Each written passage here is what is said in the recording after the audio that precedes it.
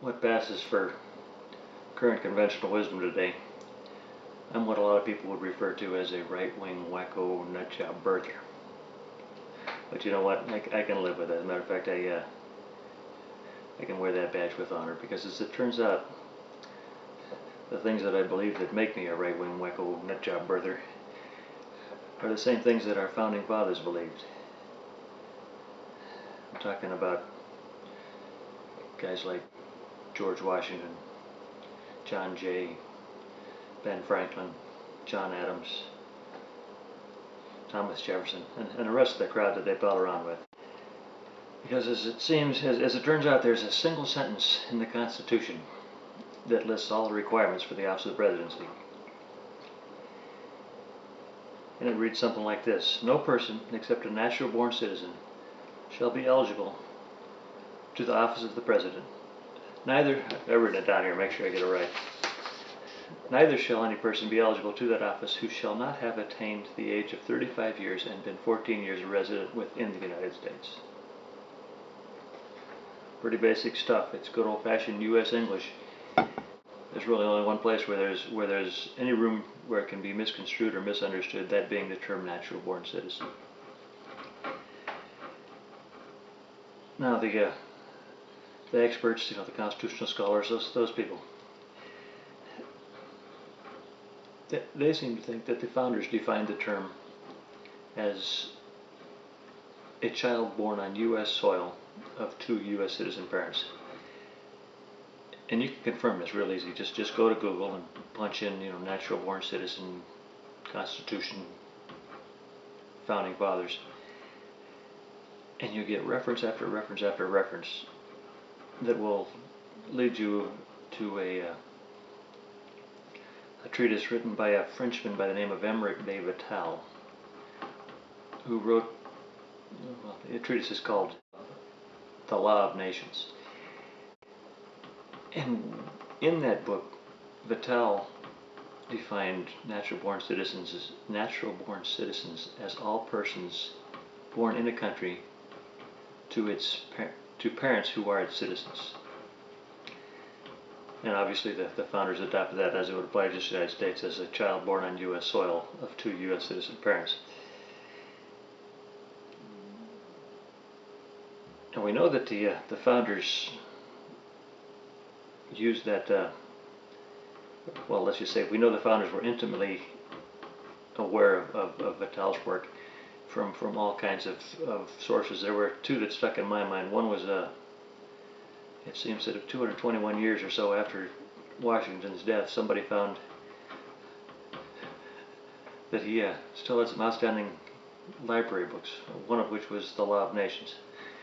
And then there's a copy of a thank you letter floating around that was written by Ben Franklin to a Swiss editor named Dumas, in which he thanked Dumas for 3 copies of the book and commented on how useful they were in the, I don't remember how he worded it, but basically, when you're sitting there writing the Constitution, they come in real handy.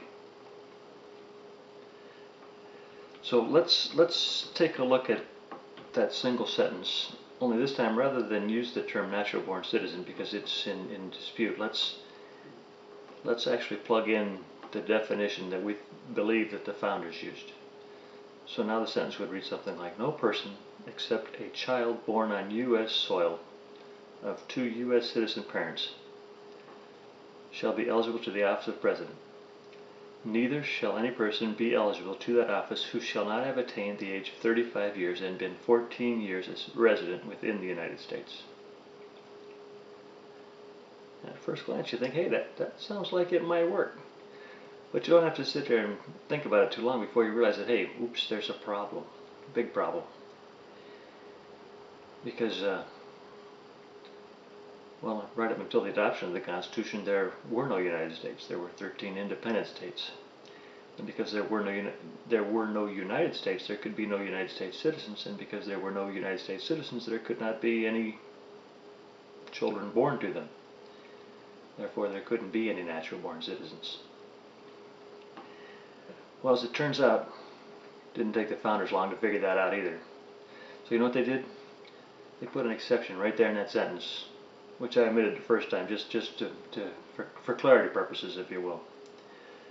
The sentence in its entirety actually reads, "No person except a natural-born citizen or a citizen of the United States at the time of the adoption of this Constitution shall be eligible to the office of President. Neither shall any person be eligible to that office who shall not have attained the age of 35 years and been 14 years a resident within the United States." Now let's try reading it again with the exception, or not the exception. Let's try reading it again with the founder's definition of natural-born citizen. No person except a child born on U.S. soil to two U.S. citizen parents or a citizen of the United States at the time of the adoption of this Constitution shall be eligible to the office of President. And then obviously it goes on to list the age and residency requirements. Now you look at it that way, it all makes perfect sense, doesn't it? Because there couldn't have been any natural-born citizens for the first 35 years at least. So the founders had to have an exception that covered that. And obviously they did. Or a citizen of the United States at the time of the adoption of this Constitution. I contend that that exception serves a dual purpose. It allows for them to elect a president in the first generation or two.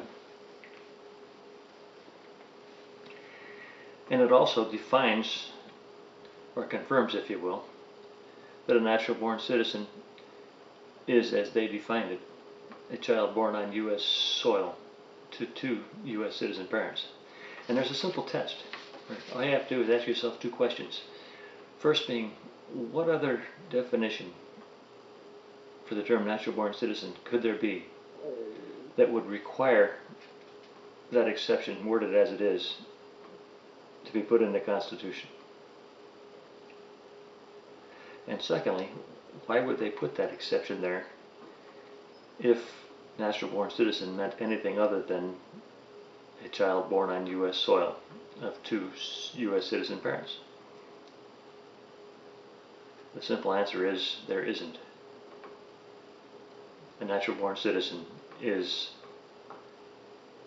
a child born on U.S. soil of U.S. citizen parents, in the plural.